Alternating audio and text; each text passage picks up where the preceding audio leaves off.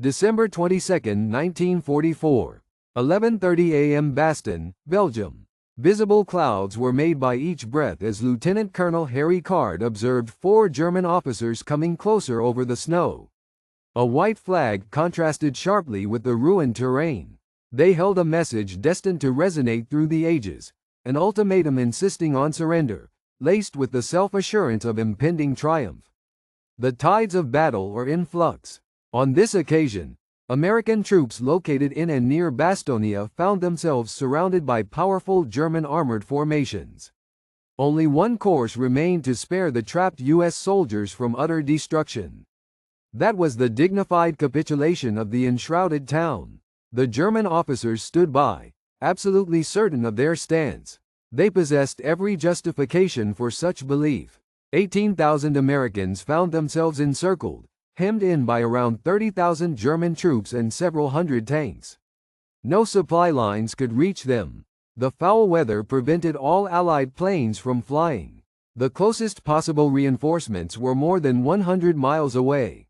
Unbeknownst to them, 130 miles to the south, General George S. Patton had just made a pledge so daring that Eisenhower thought he spoke in jest. His vow required moving a full army through brutal winter at a speed no force had previously managed. The arithmetic of war was about to be altered not by greater manpower or finer weapons, but by a confrontation of German pride and American resolve, and the sheer nerve of one general who would not accept the word impossible. The shift had started half a dozen days earlier, in the pre-dawn before December 16, 1944. At exactly 5:30 a.m., the forests of the Ardennes burst to life with a scale of violence unseen on the Western Front since 1940. 1,600 German guns fired together along an 80-mile front, their shells screeching through frigid air onto unprepared American defenses. Private First Class Robert Leckie of the 99th Infantry Division, among them, eventually wrote in his diary, "The ground heaved beneath us. Trees shattered into shards. The air itself howled. We'd been told the Germans were finished. We'd been misinformed." The operation was walked im Rhine watch on the Rhine, Hitler's final, fevered attempt to turn the war's tide. Under absolute secrecy, the Wehrmacht marshaled 410,000 troops, 1,400 armored vehicles, plus 2,600 artillery pieces. This immense army was stealthily moved at night through the dense Eifel woods, keeping radio silence and using horses to ferry supplies to muffle engine noise. General Major Heinz Kokott, leader of the 26th Volksgrenadier Division, documented the minutes before assault. Men waited mutely in the darkness, their breath crystalline before their faces. They were aware of the importance. This was not just one more attack. This was our final opportunity. The assault's focal point was the weakest segment of the Allied line, 4 American divisions strung out thinly over rough land. Many soldiers were inexperienced or still mending from prior battles. The Germans obtained total tactical surprise. Within mere hours, whole U.S. units were captured or withdrawing in turmoil. Yet the German strategy had a crucial need: rapid progress. They had to seize control of the pivotal Bastogne crossroads within 2 days. 7 key roads met there, roads vital for German tanks to access their larger goal of the port of Antwerp, lying 125 miles distant. Without Bastogne, the momentum halted. General der Panzertruppen Heinrich Freiherr von Luttwitz led the 47th Panzer Corps, assigned to take Bastogne. The force at his command was impressive elite 2nd Panzer Division with 88 armored vehicles, experienced Panzer Lehr Division with 57 tanks, and 26th Volksgrenadier Division with 17,000 infantry. Speeding to the same target from the opposite side was the 101st Airborne, the Screaming Eagles. Recently recuperating in Reims, France, from 72 consecutive days of fighting in Holland, the 101st were called to immediate action. No cold weather gear, not a moment to prepare. Just weapons in hand onto the trucks. December 17, 9 p.m. The Mercury registered 14 degrees Fahrenheit as the foremost vehicles of the 101st Airborne convoyed through the chilly night toward Bastogne. Private Donald Burgett from the 506th Parachute Infantry Regiment remembered the passage with clarity. We passed innumerable American troops going the other way, retreating. Some were unarmed, others helmetless. Go back, they'll slaughter you all, they warned us from the shadows. One soldier, eyes glazed with fear, grabbed my arm and blurted, "There's thousands of them. Tigers, panthers, everything." I brushed him off. We wouldn't retreat. The line of trucks stretched endlessly. 380 vehicles carried the division through darkness. None among them anticipated what lay ahead. Maps were rare, intelligence contradictory. All they were certain of was their need to arrive at Bastogne before German forces. The 101st Airborne counted 85 officers and 11,035 enlisted men, totaling 11,840. The force included the 501st, 502nd, and 506th Parachute Infantry Regiments alongside the 327th Glider Infantry Regiment, 4 artillery battalions, and various support details. Advance parties of the 501st PIR reached Bastogne at 11:30 p.m. December 18, outpacing the major German columns by scant hours. Combat Team de Sobry from the 10th Armored Division, under Major William de Sobry, had earlier set a roadblock at Novel, 3 miles north of town. At daybreak on December 19, they clashed with the leading German armor. Sergeant William McCloskey, commanding tanks in Team D'Or, recounted the initial clash. The fog was so dense visibility dropped under 50 yards. Then came the low growl of German tanks. When the first Panther loomed from the mist, it resembled a giant beast. Our 75mm shots ricocheted off its front like toys. We were forced to let them close in dangerously, only then striking their sides. Battle raged at Novel throughout the day. De Sobry's group, only 15 Sherman tanks, sparred with the whole 2nd Panzer Division. They resisted for 2 days, wrecking 31 German tanks before withdrawal was ordered. Major de Sobry was gravely wounded by a direct shell hit on his command area, but his efforts gained vital time. On December 20, Bastogne received a new leader. Brigadier General Anthony Clement McAuliffe arrived to temporarily head the 101st while Maxwell Taylor was in the U.S. McAuliffe, an artilleryman by training, was renowned for composure under fire. That trait would soon be tested. McAuliffe's headquarters map told an ominous tale. German troops converged from 3 cardinal points. The 26th Volksgrenadier Division infiltrated from south and east, Panzer Lehr advanced from the east, and parts of the 2nd Panzer confronted the northern approaches. At midday on December 20, the final open road into Bastogne, the Neufchâteau Highway, fell to the enemy. Captain Richard Winters of Easy Company, 506th PIR, ordered his men into defensive earthworks along the edge. We could hear tanks maneuvering beyond our limits. Troops dug deeper, using helmets and hands when shovels shattered on the hard earth. The cold was fierce. Several men's feet were blackening with frostbite. Inside town, around 3,000 civilians sought shelter in basements as the German artillery began systematically bombarding Bastogne. 30-year-old Belgian nurse Renée Lemaire worked without rest at an aid post on Rue Neufchâteau, tending to both Allied and enemy wounded. She would not make it through the siege alive. The defense force in Bastogne now numbered nearly 18,000. Counting the 101st, at 11,840 strong. Combat Command B of the 10th Armored under Colonel William Roberts, fielding 40 operating tanks and about 2,800 men. The 705th Tank Destroyer Battalion with its M18 Hellcats. The All-African American 969th Artillery Battalion. And assorted artillery and support elements. On December 21, morning visibility dropped below 100 yards. Dense fog and snow rendered movement almost futile. U.S. Army meteorologists described conditions as extremely unfit for military activity. To German forces, the weather proved a windfall, keeping Allied bombers at bay for the first time since D-Day. Oberleutnant von Lau, leading elements of the 2nd Panzer, remarked, "The weather aids us. Minus their aircraft, Americans are merely men, but we have the heavier armor. Yet the adverse weather hurt them as well. German tanks slogged through muck caused by freeze and thaw. Gasoline use doubled as machines spun through the slush. Supply vehicles slipped and overturned on iced routes. Wounded men died in the cold before help could reach. Within Bastogne, artillery rounds ran perilously low. Each gun was rationed to just 10 per day.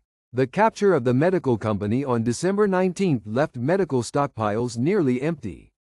Morphine was preserved only for those most critically injured. Rations dwindled to 1 meal a day. Private First Class James Sims of the 101st later said, "We ate snow to drink. My foxhole mate had his feet frozen into his boots. When the medic finally cut them away, his toes came off stuck in them. He didn't shed a tear. He had gone numb." 130 miles south in Verdun, a vastly different scene unfolded on December 19. In a damp French barracks warmed by a lone stove, Supreme Commander Dwight Eisenhower convened his leading officers. The space filled with top brass: Field Marshal Bernard Montgomery, Lieutenant General Omar Bradley, and General George Patton. Intelligence Chief Major General Kenneth Strong had finished updating them on the German advance. Silence weighed heavily until Eisenhower broke it, cementing the U.S. attitude. The current situation must be seen as our opportunity, not a catastrophe. All will maintain optimism at this table. Patton immediately grinned. Hell, let's let those sons of reach Paris, then we'll encircle and destroy them. Eisenhower sobered. George, I need you to strike north. How soon can you disengage and swing toward Bastogne? Patton's next statement left the room incredulous. I can attack with 3 divisions in 2 days. The room burst into disbelief. Air Chief Marshal Arthur Tedder actually laughed, shifting an entire corps 90 degrees over 100 miles of icy roads, midwinter and in 2 days?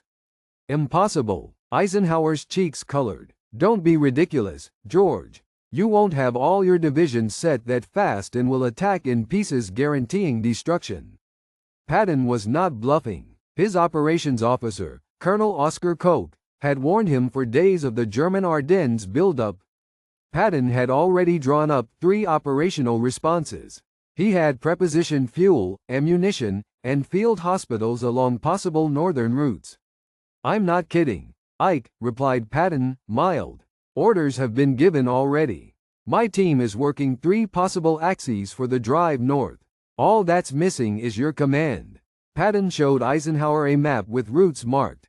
Milliken's 3rd Corps leading the 4th Armored 1st, followed by the 26th and 80th Infantry Divisions. The plan was to strike from Arlon, forcing a drive to Bastogne. Eisenhower studied the map. The length was daunting, weather miserable, roads treacherous. But Bastogne needed a savior. When can you go? December 22, dawn. Go. Patton, on leaving that meeting, telephoned headquarters with a prearranged code phrase: play ball. Those 2 words launched one of the most astonishing feats of maneuver ever recorded. Within hours, 133,000 vehicles began the trek northward. Every single member of 3rd Army 250,000 troops needed reorientation.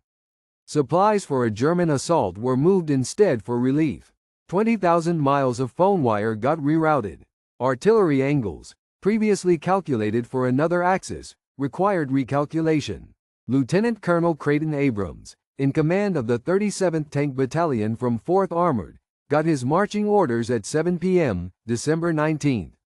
His men had to traverse 150 miles in just 19 hours through a snowstorm. We drove at night, no lights, Abrams recalled. Tank commanders popped up, freezing, steering blind drivers. Crew fell asleep standing, needing to be shaken awake. The logistics were overwhelming. Each Sherman tank burned 175 gallons for the journey. The division needed 50,000 gallons just to reach the departure line. Fuel trucks hauled without pause, many crashing off the iced roadway. When trucks broke down, gas was transferred by hand with 5-gallon cans. Master Sergeant Frank Carrickhousel of the 4th Armored Maintenance Company worked 72 hours non-stop. We changed tank treads as they were moving. Fingers froze to the metal, sometimes skin tore off with the bond, but no one quit. Paratroopers in Bastogne depended on us. Meanwhile, inside Bastogne, the crisis intensified. The defensive ring had shrunk to fewer than 16 miles. German gunners targeted every stronghold. Medical areas overflowed with casualties. At 11:30 a.m. December 22, 4 German officers moved toward American positions under a white banner. They encountered F Company, 327th Glider Infantry Regiment. The Germans, Major Wagner of the 47th Panzer Corps, Lieutenant Helmut Henk from Panzer Operations, and 2 enlisted from the 901st Panzergrenadier Regiment. Major Wagner carried a typed ultimatum in English and German. The English typed on a British typewriter with German markings edited in by hand. The message was brought to General McAuliffe, resting in a Belgian barracks basement headquarters. When Lieutenant Colonel Ned Moore woke him saying, "The Germans want us to surrender," McAuliffe instantly replied, "Nuts." His staff gathered as he read the German letter aloud. The ultimatum depicted the hopeless state of U.S. troops, threatening their annihilation by German artillery unless surrender occurred. Moore asked for a reply. McAuliffe appeared perplexed. "I'm not sure what to say." Lieutenant Colonel Harry Card interjected. "What you said first is difficult to top, General." McAuliffe laughed. "You mean nuts?" Agreement rippled through the room. McAuliffe wrote the legendary reply. "Nuts." The American commander, Colonel Joseph Harper, delivered it to the German officers, who looked puzzled. "Nuts? What is this?" Harper explained. "It means go to hell. And one more thing. Attack again and we'll kill every last German who tries to storm this city." Major Wagner straightened. "We will kill many Americans. This is war. On your way, friend," Harper responded. "And best of luck." General Hasso von Manteuffel, commanding 5th Panzer Army, would later confess surprise at the ultimatum being sent at all. "Panzerlehr Division sent an envoy to Bastogne without my order. The call for surrender was refused, as anyone could predict." The German reaction to McAuliffe's bold response was harsh. That night, the Luftwaffe made its first large bombing run on Bastogne. For soldiers in their foxholes, it was a glimpse of hell. Corporal Walter Gordon from Easy Company recounted, "The earth shivered like an earthquake. Trees burst apart. Shell fragments zipped like enraged hornets. We pressed ourselves flat in the frozen mud and prayed. The mercury slid near 10 degrees Fahrenheit. In foxholes, men rotated sleep to avoid freezing. They used empty tins rather than leave protection to relieve themselves. Even momentary exposure could mean death by sniper or frost. Food had run dangerously scarce. The official ration was 1 ration per day, about 2,800 calories, when 4,000 were needed for such cold. Soldiers salvaged waxy cardboard from the rations, burning it long enough to melt snow into water. Technical Sergeant Donald Malarkey devised a practical fix. "We found hundreds of dead German horses, frozen solid and fresh. We hacked off meat with bayonets, grilling it over ammo case fires. It tasted foul, but it kept us going." On December 24 came both hope and terror for Bastogne. The sky began to clear, inviting the chance for air supply. It also enabled the Luftwaffe to strike its worst blow yet. At 8:30 p.m., German bombers hit Bastogne. One bomb landed directly on the aid station where René Lemaire tended wounded. The building caved in, trapping scores of injured and medical workers. Corporal Kenneth Moore was outside when the explosion occurred. "I heard it hit and rushed to the scene. The aid station was now just wreckage. We could hear cries below, men begging for help, calling for their mothers. We dug all night with bare hands, pulling out dead. Miss Lemaire died. She had chosen to stay with immobile wounded. 30 American soldiers and the Belgian nurse who symbolized hope perished in that attack. Augusta Chiwi, a Congolese-Belgian nurse, survived, laboring for 30 straight hours after the airstrike. As Christmas Eve turned to Christmas, Patton's Third Army was plodding through storms. Their drive that started December 22 lagged behind. 4th Armored covered only 7 miles in 3 days. Patton, never bound by classic methods, summoned Chaplain Colonel James O'Neill on December 22. Chaplain, print a prayer for better weather. I'm done having soldiers fight both the enemy and the elements. See if you can get God on our side. O'Neill was skeptical. Sir, that's going to take a mighty thick rug to pray on. I don't care if it takes a flying carpet, Patton snapped. Get a prayer prepared. The prayer was printed on 250,000 slips for every 3rd Army soldier. Almighty and most merciful Father, we beseech thee for fair weather. By meteorological fortune or intervention, December 23 dawned spotless. For the first time in a week, sunlight broke through. A sudden lift in visibility to 10 miles appeared. Temperatures exceeded freezing for the first time in days. Most critical Allied aircraft could finally operate. At 9:50 a.m., Pathfinder planes arrived above Bastogne, marking drop sites with smoke. By 11:50 a.m., the sky swarmed with C-47S 241 planes in tight formation. Sergeant Jack Agnew, Pathfinder, recalled, "We used purple smoke for the drop. Then the rumble turned into a roar. Aircraft blanketed the sky. It was the prettiest thing I'd seen. Isolated for a week, the paratroopers shouted with joy. Men emerged from holes, waving helmets, tears running freely. After 7 days alone, now the sky was alive with support." At 11:55 a.m. the first parachutes blossomed. Supplies tumbled down: ammo, medicine, rations, blankets, desperately needed artillery shells. Of 1,446 loads, 95% were recovered. Captain James Parker of the 101 Streets G4 coordinated the run. Men bolted through mortar fire for the crates. I watched a private hit by shrapnel get up and drag a crate away, blood pouring down. The Germans, meanwhile, responded in kind. Flak guns circling Bastogne opened up. The C-47s had to maintain level flight at 1,000 feet for accuracy easy marks. By the 26th, a total of 1,020.7 tons arrived by parachute, 92.4 by glider. The largest airlift came December 26 when 289 planes flew the run. At 2:45 a.m. December 25, German artillery unleashed its keenest barrage on Bastogne. Shells poured onto American lines for 2 hours. Then, at 5:30 a.m., 18 Panzer Mark V tanks of the 15th Panzergrenadier Division, trailed by camouflaged infantry, assaulted the western edge. Lieutenant Colonel Wolfgang Maltzer led under strict orders from General Kokot. Bastogne must fall today. It is the Führer's Christmas request. The German tanks broke through Company A, 327th Glider Infantry's outer foxholes. Private First Class Kenneth Hendricks sat in the second line. The ground trembled with approaching tanks. At dawn, they looked monstrous. Bazooka shots bounced harmlessly off. But U.S. tank destroyers were cleverly concealed. M18 Hellcats of the 705th Tank Destroyer Battalion lurked in ruins. Once the German tanks advanced past, they opened fire from the sides. Sergeant Bill Harper commanded a Hellcat. We let them drive by, then fired at their rear ID plates where their protection was weakest.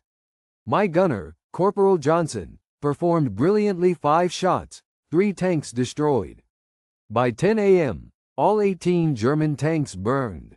About 400 German troops lay dead on the snow. A captured officer admitted, "Your defense was extraordinary. We realized after this Bastogne would not be captured." General McAuliffe shared a Christmas message, recounting the surrender demand and his infamous reply, proclaiming, "We have solidly turned back every assault from all sides." December 26, 4 p.m. Lieutenant Charles Boggess, commanding Sherman Tank Cobra King, 37th Tank Battalion, scanned the Belgian village of Assenois, just 4 miles from Bastogne. For 4 days, 4th Armored Division had clawed its way through heavy defense, gaining ground inch by inch. The last offensive began at 2:20 p.m. Lieutenant Colonel Creighton Abrams ordered his battalion to push forward with all available artillery. "I want absolutely every gun firing," he radioed. Within moments, Over 2,300 shells fell on German lines at Assenois. Bogus remembered seeing German soldiers fleeing through the fire. When the barrage ended, Abrams gave the command, "Advance." They surged ahead at full throttle, shooting at every target. Private James Hendricks, a loader on Cobra King, reflected on the breakthrough. "We smashed through like butter. Germans shot at us from all angles, windows, doors. Our 75mm was kept busy destroying enemies at close range." At 4:50 p.m., Cobra King crested a rise, and Bogus spotted U.S. troops ahead. Engineers from the 326th Airborne Engineer Battalion, distant edge of Bastogne's defenses. "Come in," the engineers cheered. "You're the first tanks we've seen in 10 days." Bogus radioed. Contact with friendly forces achieved.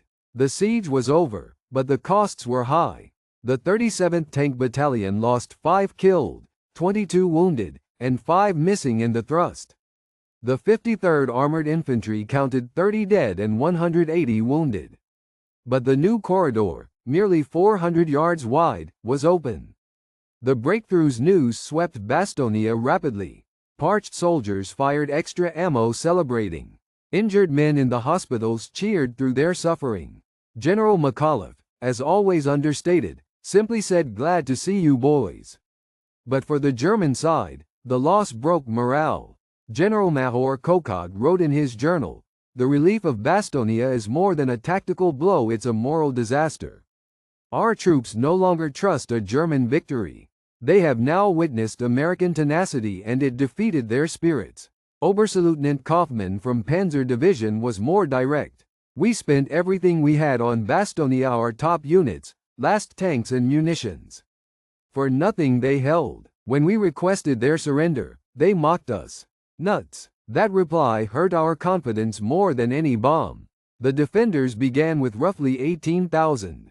By December 26, from December 19 to January 6, the 101st Airborne suffered 341 killed, 1,691 wounded, and 516 missing.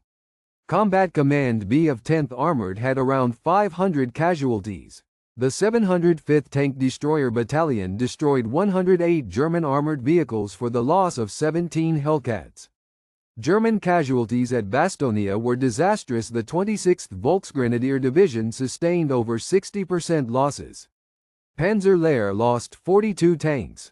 2nd Panzer Division, which bypassed Bastogne aiming for the Moss River, ran out of fuel 4 miles short and was destroyed by the U.S. 2nd Armored Division. On December 27, the weather improved further, ushering in the full force of Allied aerial might. From December 23 to December 27, Allied planes carried out more than 34,000 sorties. The Luftwaffe, which began the assault with 2,000 aircraft, saw its number fall to under 300 operational planes within the span of a week. Flight Lieutenant Pierre Klustermann of the RAF piloted a Tempest fighter bomber across the combat zone. We referred to it as tank plinking. The Germans were left without any air support. We would dive from 8,000 feet, fire our rockets at 2,000 feet, and then climb away. German vehicles burned for miles beneath us. The most destructive airstrike occurred on December 26, when 294 RAF Lancaster bombers struck German forces near St. V, dropping 1,140 tons of explosives. Every route within 3 kilometers was rendered impassable. Unteroffizier Hans Behrens of the 18th Volksgrenadier Division managed to survive the attack. The ground exploded. Buildings shattered. Men disappeared, vaporized. Once it was over, I emerged from my shelter to discover a landscape like the moon. General McAuliffe gave explicit thanks to the 19th Tactical Air Command. "Without your excellent support, we could never have managed to hold out." During the siege, something extraordinary was occurring among German ranks, a psychological shift that Allied intelligence would not wholly grasp until hostilities ended. German troops had begun the offensive infused with propaganda suggesting the Americans were weak, pampered, and would retreat at the first sight of fierce fighting. Yet what they met at Bastogne destroyed these beliefs.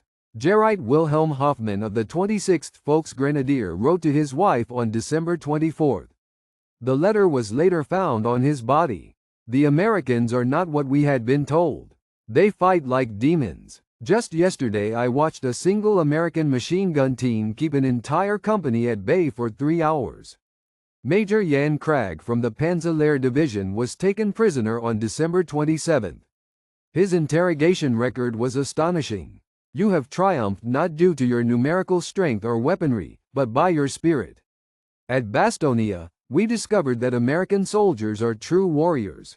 While the defense of Bastogne drew public attention, Patton's relief mission signaled something even greater, namely a revolution in operational military tactics.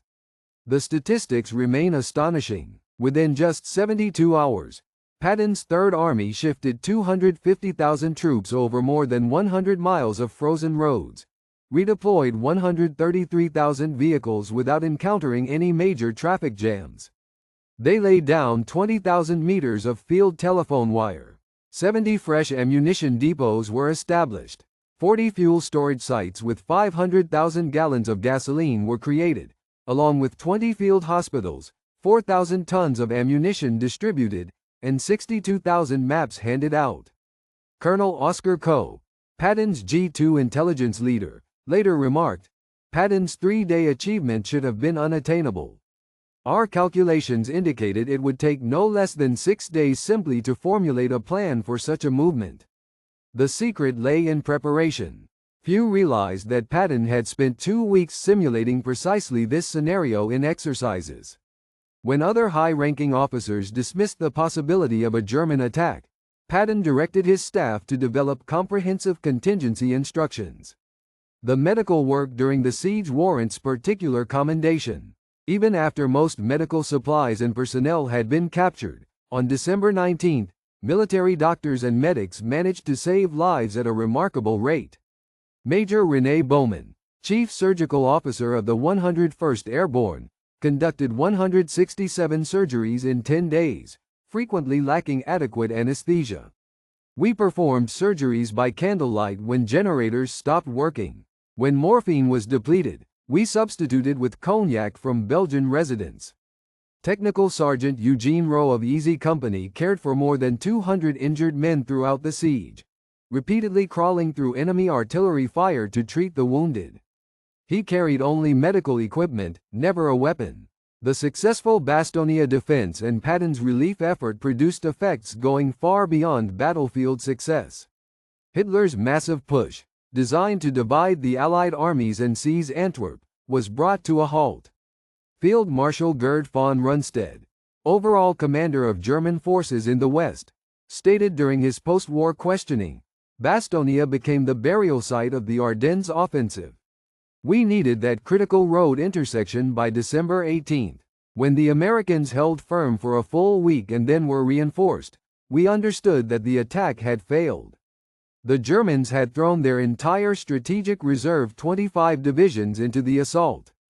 Over 6 weeks of combat, they incurred 81,000 to 98,000 casualties, lost more than 600 tanks and self-propelled guns, as well as 1,000 aircraft. These losses were irreplaceable for Germany. American losses were heavy too. Around 75,000 dead, wounded, or missing, including 19,000 killed. Yet the U.S. was able to replenish these numbers. By January 1945, new divisions were landing from the U.S. at the pace of 1 each week. Most critically, the offensive had drained Germany's last available reserves. When the Soviet Army initiated its winter attack on January 12, 1945, Germany lacked any strategic reserves to send east. The route to Berlin was unobstructed. The Battle of Bastogne produced stories that have persisted to the present era. McAuliffe's famously brief nuts response became a hallmark of American military tradition, embodying resistance. Patton's march to relieve Bastogne has turned into a celebrated case study in military academies around the globe. In December 1984, veterans from each side gathered again at Bastogne to mark 40 years since the battle. Opponents of the past reunited this time as companions. At age 87, General McAuliffe delivered the primary address. "We battled here not to conquer, but for liberty. We fought, not out of enmity, but out of obligation." Afterward, we contributed to reconstructing what had been destroyed by combat. Hans Detmer, once of the 26th Volksgrenadier Division, who attended the commemoration, remarked, in 1944, "I arrived as an invader. Today I come back as a companion. The Americans we opposed revealed to us the true meaning of democracy. Not weakness, but strength." Presently, the Mardas Memorial rests atop a hill, overlooking Bastogne, its star design honoring the 76,890 Americans killed in the Battle of the Bulge. Every December 16 at 5:30 in the morning, exactly when the German assault commenced, bells sound across Bastogne. In the central square, there is a Sherman tank from the 11th Armored Division. Children play on it, scaling the same vehicle that freed their ancestors. Vincent Speranza, the paratrooper known for bringing beer to wounded comrades, made many visits to Bastogne before he passed. The town's brewery introduced an airborne beer as a tribute to him. On his final trip in 2019, then aged 96, he lifted a drink and toasted, "To the boys who never returned, to those who always remembered, to liberty." The ultimate figures for the Bastogne campaign remain impressive. The initial U.S. garrison at Bastogne numbered 18,000, with 11,840 from the 101st Airborne Division. Combat Command B of the 10th Armored fielded 40 tanks ready for battle. U.S. losses at Bastogne were near 4,500. German troops allocated to Bastogne began at 25,000 to 30,000 and eventually rose to approximately 55,000. German casualties in the Bastogne area exceeded 15,000. Over 100 tanks were lost in the German ranks. Patton's Relief Army, numbering 250,000, redirected northward. 133,000 vehicles were transferred. The march covered over 100 miles through wintry conditions. The breakthrough was made in 5 days. Air resupply operations totaled 1,200 tons delivered. There were 9 6-1C-47 missions. On December 23 alone, 241 aircraft participated. The recovery rate of air-dropped material was 95%. As for the weather, for 168 hours straight, temperatures stayed below freezing. The lowest reading was close to 10 degrees Fahrenheit. Between December 19 and 22, visibility dropped below 100 yards. Clear skies emerged on December 23. In January 1945, Winston Churchill spoke before Parliament, asserting, "This is certainly the greatest American engagement of the war and in my opinion will always be esteemed as a renowned American triumph." Field Marshal Bernard Montgomery conceded, "The Americans at Bastogne created one of the most outstanding records in military annals. Their endurance will live on as long as bravery is celebrated." Yet possibly the most suitable homage came from former Wehrmacht General Heinrich von Luttwitz, whose 47th Panzer Corps encircled Bastogne. Visiting the memorial in 1954, he saluted and stated, "They were splendid adversaries who became lasting friends. They fought not for gain, but for ideals. This is why they earned victory." The German troops who had ridiculed the Americans encircled at Bastogne gained a hard lesson during those icy days of December 1944.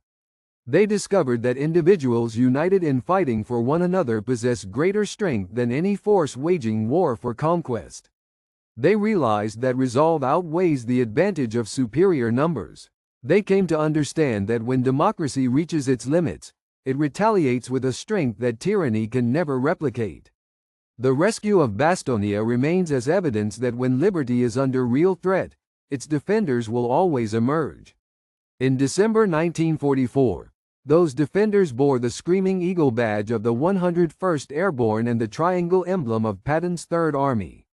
Among them were teenagers hailing from farms in Iowa and from tenements in New York, from ranches in Texas and factories in California. They embodied America, preserved on a peaceful rise near Bastogne as a foxhole kept just as it was in December 1944. Next to it, a plaque carries a brief inscription. These are words attributed to a young paratrooper, whose identity is lost to time though whose courage endures. They've got us surrounded, the poor bastards. That splendid resistance, that unwillingness to yield even when surrender looked inevitable. That was Bastogne's spirit. It was the determination that physically stopped tyranny in its tracks. It was the resolve that led Patton's tanks to thunder through the drifts. And when fate dictated, as liberty's fate hung in jeopardy, they responded with a single word destined to resonate forever. Nuts. German derision perished in the snow outside Bastogne, crushed beneath the rumble of Patton's oncoming armor and the unbreakable will of besieged paratroopers who would not surrender. In its place grew understanding, then admiration, and eventually, camaraderie. Democracy's bastion stood firm. The armory of freedom emerged victorious, and with that victory, the destiny of the free world was preserved.